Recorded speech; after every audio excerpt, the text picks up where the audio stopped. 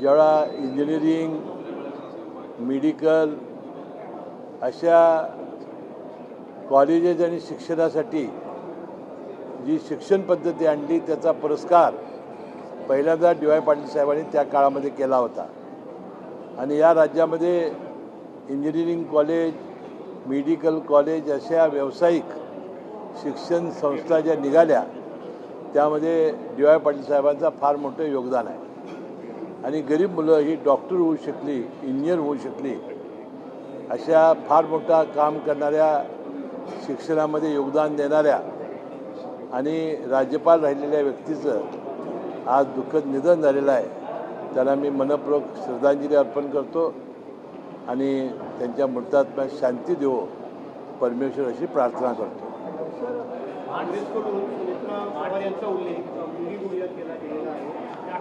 आत्ताच माझे मित्र आणि या राज्याचे कृषी मंत्री भरणे मामा यांनी याचा तीव्र शब्दात धिक्कार केला पाहिजे. अशांचा तीव्र शब्दात धिक्कार करण्याची आवश्यकता आहे. कारण त्या काळामध्ये इंदिरा गांधींना सुद्धा गुंगी गुडिया असं म्हटलं होतं आणि त्यांनी पुढं काय करून दाखवलं ते आपल्याला माहिती आहे. म्हणून सुनेत्रा पवार वहिनी या आपल्या काटेवाडी गावच्या सरपंच होत्या. संपूर्ण गाव आदर्श करण्याचा प्रयत्न त्यांनी केला होता. दादांच्या खांद्याला खांदा लावून त्यांनी या सामाजिक याच्यामध्ये काम केलेलं आहे. अधिक बोललं म्हणजे फार मोठं काहीतरी शहाणं झालं अशा पद्धतीचा त्या पक्षाचा जर आव असेल तर तो चुकीचा आहे. या गोष्टीचा सर्व राष्ट्रवादी काँग्रेस पक्ष आणि कार्यकर्ते धिक्कार केल्याशिवाय राहणार नाही.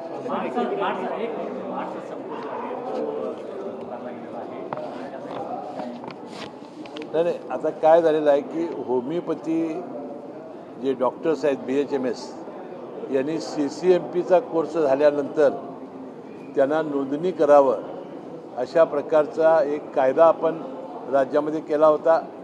त्याशिवाय उच्च न्यायालयाने त्याप्रमाणे आदेश दिलेले होते. अनेक दिवस उच्च न्यायालयानं याला स्थगिती दिली नाही आणि कायदा तरी आपल्याला मंजूर झालेला आहे. अनेक वेळा IIMच्या डॉक्टरना, मार्चच्या डॉक्टरना घेऊन आम्ही त्याच्यातून सहमतीनं तोडगा काढण्याचा प्रयत्न केला.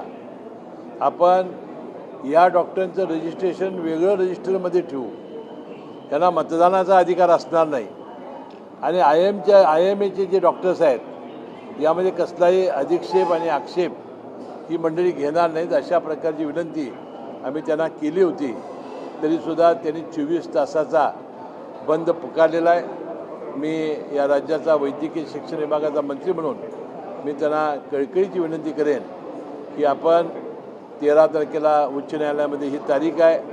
त्यावेळेला जर निकाल लागला तर अटीच्या अधीन राहून आपण दुसऱ्या रजिस्टरमध्ये त्यांची नोंदणी करायला त्यांनी संप मागे घ्यावा आणि विनाकारण जी रुग्णांची जी हाल होणार आहेत किंवा त्यांची गैरसोय होणार आहे ती टाळावी अशी विनंती मी या निमित्ताने करतो.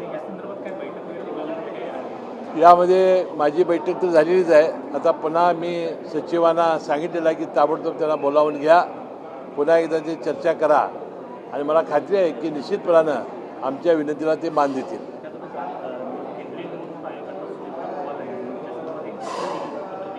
नाही, ते आज मी प्रसारमाध्यमामध्ये असलं मी अधिक माहिती घेऊन त्याबद्दल बोलेन.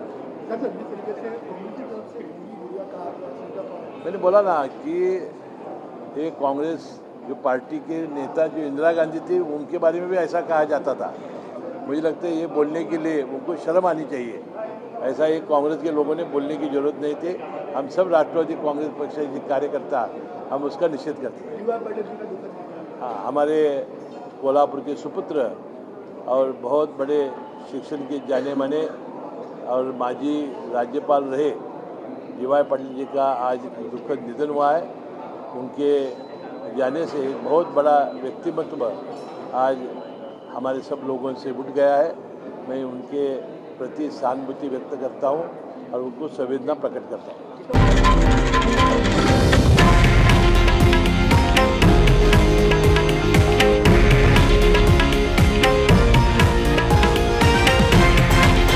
हे आहे देशातील नंबर 1 न्यूज नेटवर्क आणि आपण पाहत आहात TV9 मराठी, एकमेव.